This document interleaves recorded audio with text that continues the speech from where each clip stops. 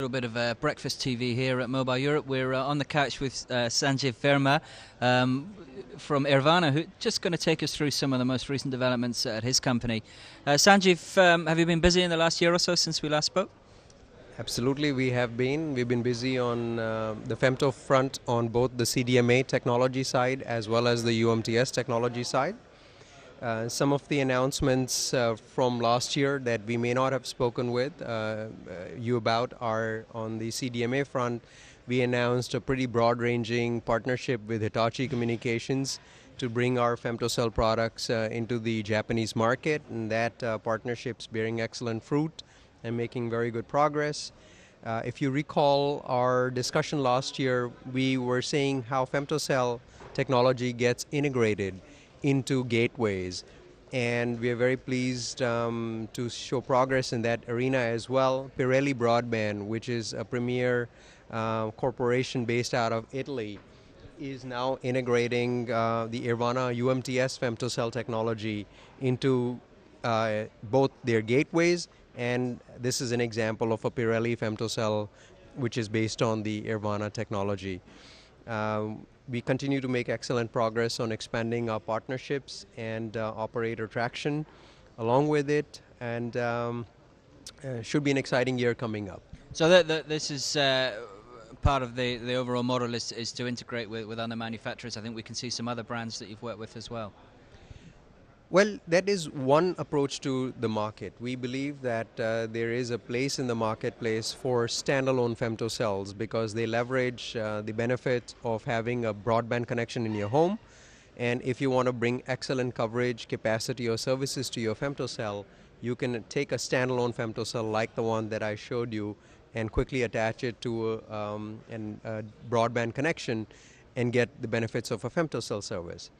That said, there is also a marketplace for integrated devices where a service provider may offer you a single box that does both DSL and femtocell or cable and femtocell. And the example of the Pirelli box and the Thomson gateway that I am showing over here are examples of integrated devices. Frankly, it's too early to say which model is going to dominate the majority of the femtocell rollouts, and so we look at both of these options as great ways to bring femtocell technology to operators and ultimately to consumers, and we will continue to wait and see which one, if any, dominates. Okay, and for you as a company, obviously it doesn't make any difference which way the market goes there, or? Not really. What matters to us is to bring femtocell technology to operators and to consumers in a significant way, and we will continue to pursue a variety of ways to bring our technology and products to the marketplace. We are very well equipped to bring standalone femtocells to the marketplace. Airvana has special expertise in developing the entire femtocell technology, and we have deep experience in solving the hard systems problems for bringing femtocell-like technology into a wireless operators world. So we're going to do that, and also, as I said, use channels and partnerships, such as our partnerships with Nokia Siemens, to bring our products to the market. Okay, and just looking around here at this event, there are a few application and service demos going on. Is that a sign that there's good stuff happening and people are beginning to innovate, or is it a sign that actually the vendors are trying to kickstart something in this area? It's an interesting question. I think that the answer may be a bit of both, but I believe that it's important to recognize that ultimately any industry that's created is part about getting immediate benefits to consumers, and the femtocell marketplace, those immediate benefits happen to be great coverage, excellent capacity, and perhaps a cheaper calling plan.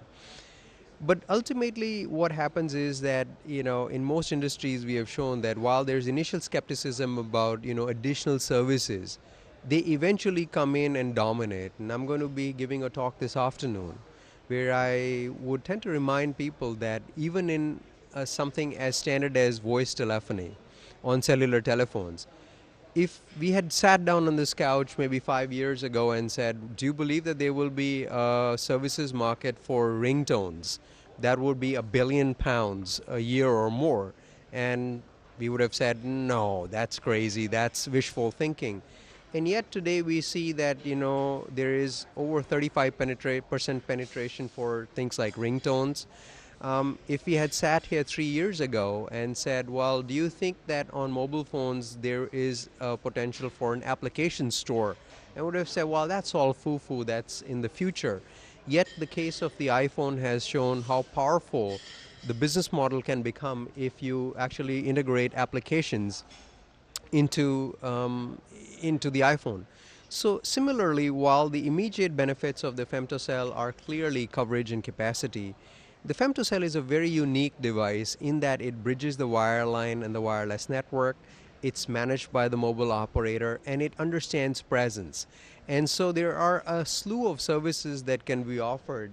We have some examples that we'll be showcasing where you'll be wondering what I'm doing with this doll over here. Her name is Samantha. She's got a mobile phone attached to her. This doll is a proxy for a kid in a home.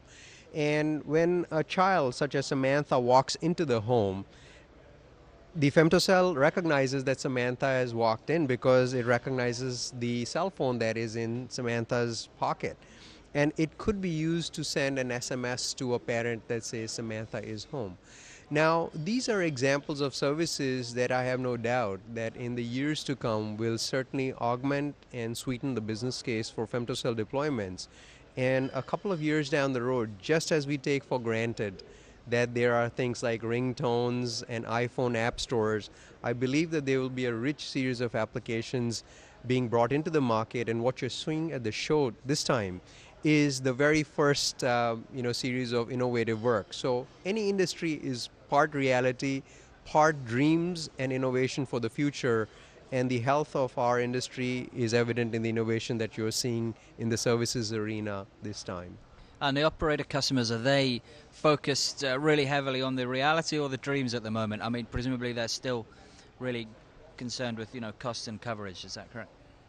Well, as you may well imagine, you have answered the question yourself. I mean, initially they focus on, what can I do in the most economic way right now, which means offer great coverage, capacity, and I might add with capacity services, because what the great capacity potential for the femtocell does is it enables an operator to offer all-you-can-eat calling plans or high-speed data plans that are limitless in their home.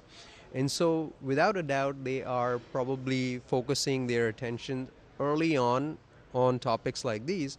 But behind the scenes, the next wave of planning folks within operators are very heavily engaged with activities such as what you're seeing in the services arena.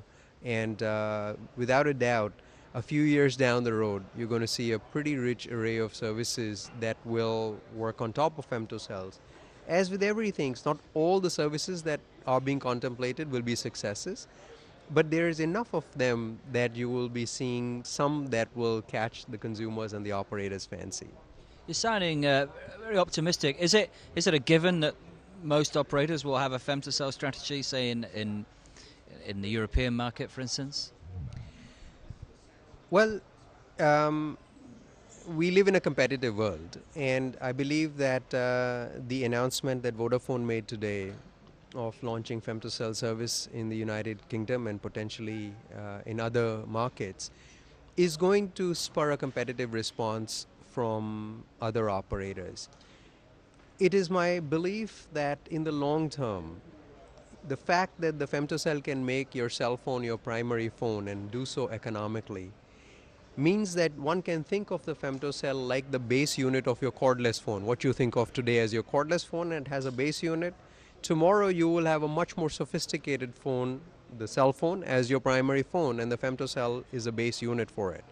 It's a long-winded way of saying that yes, I believe that competitive pressures as well as the elegance and the power of the technology will make femtocells an extraordinarily widely deployed technology in our homes a few years from now.